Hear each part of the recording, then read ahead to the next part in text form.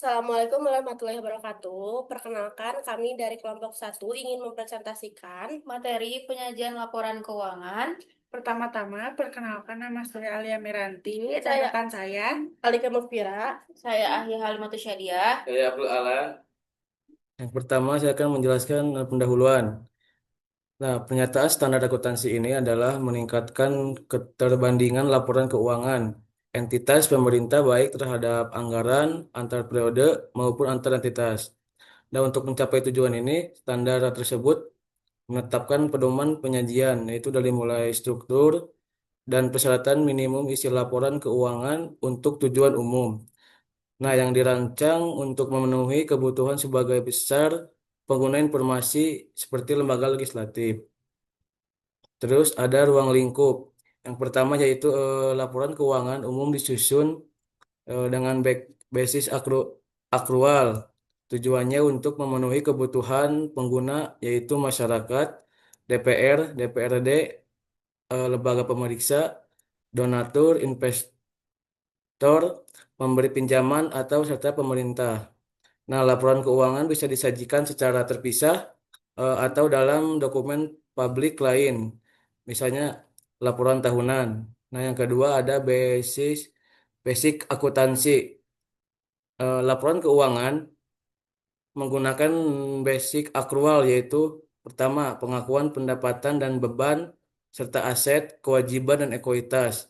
Nah, dilakukan saat transaksi atau peristiwa terjadi bukan saat kas diterima atau dibayar. Nah, ada entitas pelaporan juga wajib menyajikan laporan realisasi anggaran, yaitu LRA, sesuai ketentuan peraturan undang-undang. Nah, yang ketiga ada definisi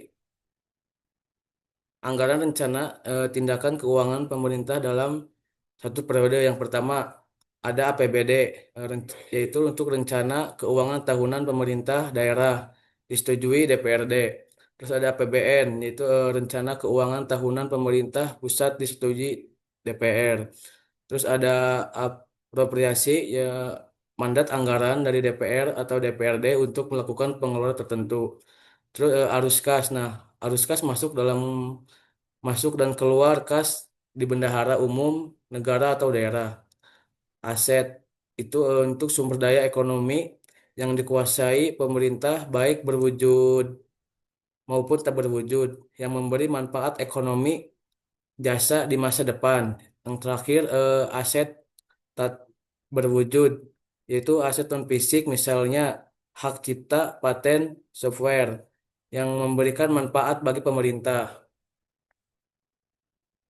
Terus ada tujuan laporan keuangan. Tujuan umum laporan keuangan adalah menyediakan informasi yang bermanfaat bagi pengguna untuk membuat keputusan mengenai alokasi sumber daya secara spesifik untuk pemerintah. Nah, tujuan ini mencakup penyampaian informasi mengenai posisi dan perubahan sumber daya ekonomi, kewajiban dan ekuitas, penggunaan dan alokasi sumber daya, serta ketaatan realisasi terhadap anggaran. Nah, dan juga perannya dalam memprediksi kebutuhan serta kemampuan entitas pelaporan untuk mendanai aktivitasnya. Selanjutnya ada komponen laporan keuangan.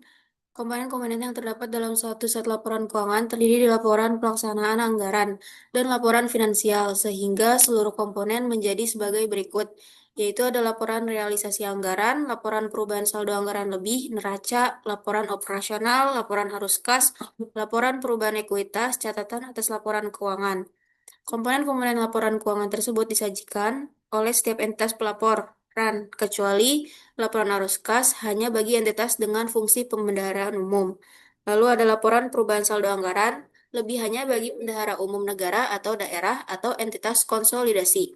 Laporan keuangan berfungsi menyediakan informasi mengenai kesesuaian penggunaan sumber daya dengan anggaran, posisi keuangan, arus sumber daya, serta kemampuan pemerintah mengelola kegiatan di masa depan. Selain itu, laporan keuangan juga mengungkapkan kekayaan bersih pemerintah, ketaatan terhadap anggaran, serta informasi penting lainnya untuk mendukung pengambilan keputusan dan alokasi sumber daya ekonomi. Selanjutnya ada struktur dan isi.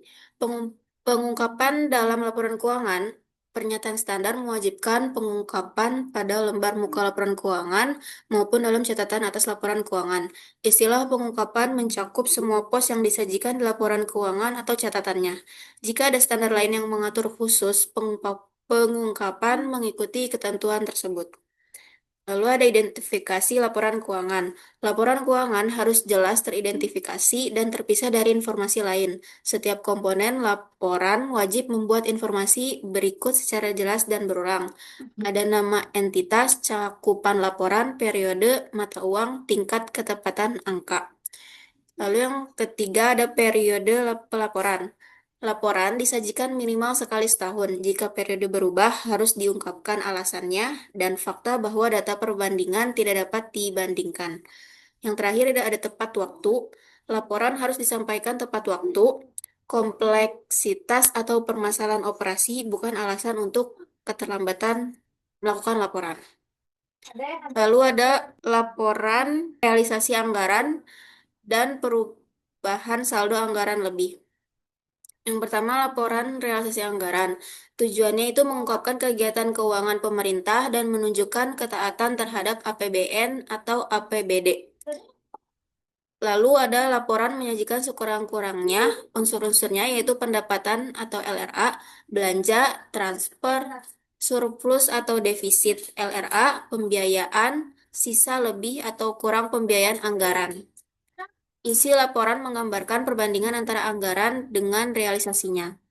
Lalu ini ada laporan perubahan saldo anggaran lebih, yaitu menyajikan secara komparatif dengan periode sebelumnya pos-pos berikut, saldo anggaran lebih awal, penggunaan saldo anggaran lebih, sisa lebih atau kurang pembiayaan anggaran tahun berjalan, koreksi kesalahan pembukuan tahun sebelumnya, lain-lain, saldo anggaran lebih akhir.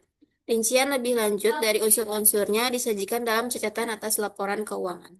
Selanjutnya akan menjelaskan tentang neraca.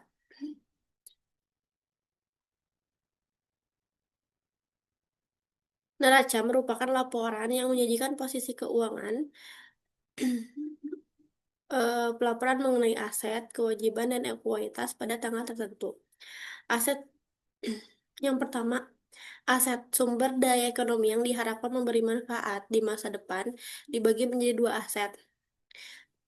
Satu, aset lancar kurang dari 12 bulan dan aset non-lancar lebih dari 12 bulan.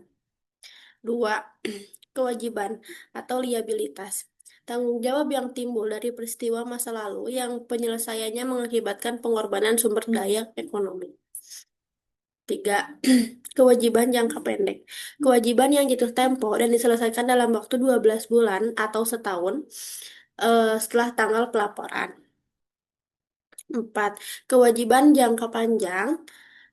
Kewajiban yang jatuh tempo dan diselesaikan dalam waktu kurang lebih dari dalam waktu lebih dari 12 bulan atau 1 tahun setelah tanggal pelaporan. Ekuitas adalah kekayaan bersih pemerintah yang merupakan selisih antara aset dan kewajiban. Selanjutnya, ekuitas kekayaan bersih pemerintah aset dikurangi kewajiban. Laporan operasional atau LO, laporan operasional menyajikan sumber daya ekonomi yang diperoleh oleh pendapatan laporan operasional dan yang digunakan beban oleh entitas pelaporan dalam periode tertentu. Pendapatan LO atau pendapatan laporan operasional, hak pemerintah yang diakui sebagai penambah nilai kekayaan bersih. Beban, kewajiban pemerintah yang diakui sebagai pengurang nilai kekayaan bersih. Surplus atau defisit laporan operasional, selisih antara pendapatan LO dan beban. Selanjutnya ada laporan arus kas. Laporan arus kas menyajikan informasi kas sehubung dengan aktivitas operasi. Aktivitas operasi, investasi, pendanaan, dan transitori selama satu periode tertentu. Selanjutnya, kas atau uang tunai yang berada di bendahara umum negara atau daerah dan di bank. Aktivitas operasi adalah meliputi arus kas masuk dan keluar yang sumber dari kegiatan utama operasional entitas. Aktivitas investasi meliputi arus kas masuk dan keluar yang terkait dengan perolehan dan pelepasan aset non-lancar. Dan yang terakhir ada aktivitas pendanaan meliputi arus kas masuk dan keluar yang terkait dengan penerimaan dan pembayaran kembali utang jangka panjang. Selanjutnya akan dijelaskan oleh rekan saya. Saya akan melanjutkan materi yang telah disampaikan oleh rekan saya, yaitu laporan operasional. Laporan finansial mencakup laporan operasional yang menyajikan pos-pos sebagai berikut. Yang pertama, pendapatan LO dari kegiatan operasional. Yang kedua, beban dari kegiatan operasional. Yang ketiga, surplus atau defisit dari kegiatan non-operasional bila ada pos luar biasa, bila ada surplus atau defisit LO. Pos tambahan atau subtotal bisa ditambahkan bila diwajibkan oleh standar atau diperlukan untuk penyajian yang wajar. Selanjutnya, klasifikasi laporan operasional. Berdasarkan klasifikasi ekonomi, yaitu ada tiga. Yang pertama, beban dikelompokkan menurut jenis atau ekonomi. Contohnya seperti beban gaji, ATK, penyusutan, dan transportasi. Lalu, tidak perlu dialokasikan ke fungsi atau program. Dan yang ketiga, cocok untuk entitas kecil karena lebih sederhana. Untuk klasifikasi fungsi atau program, itu ada tiga juga, yaitu beban dikelompokkan berdasarkan tujuan atau fungsi kegiatan atau program yang dilaksanakan. Yang kedua, memberikan informasi yang lebih relevan bagi pemangku kepentingan. Dan yang ketiga, namun pengalokasian beban ke fungsi bisa bersifat subjektif atau arbitrer. Untuk pemilihan metode klasifikasi, yaitu berdasarkan faktor historis, peraturan perundang-undangan, dan hakikat organisasi. Entitas bebas memilih metode yang paling presentatif terhadap kinerja operasional. Penyajian khusus dalam laporan operasional yaitu penjualan aset non-lancar dan pendapatan atau beban luar biasa harus disajikan secara terpisah dalam kelompok sendiri.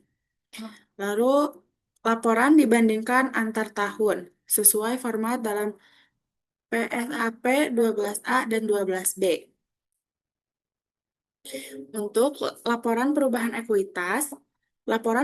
ekuitas menyajikan sekurang-kurangnya pos-pos, yaitu yang pertama, ekuitas awal periode, yang kedua, surplus atau defisit LO dari periode bersangkutan, dan yang ketiga, koreksi langsung terhadap ekuitas seperti koreksi kesalahan mendasar dari periode sebelumnya, dan revaluasi aset tetap.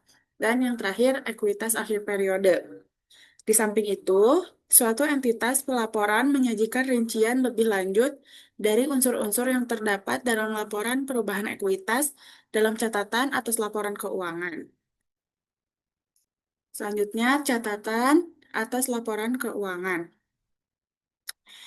Isi pokok CALK yang pertama itu informasi umum, yaitu tentang entitas pelaporan dan entitas akuntansi.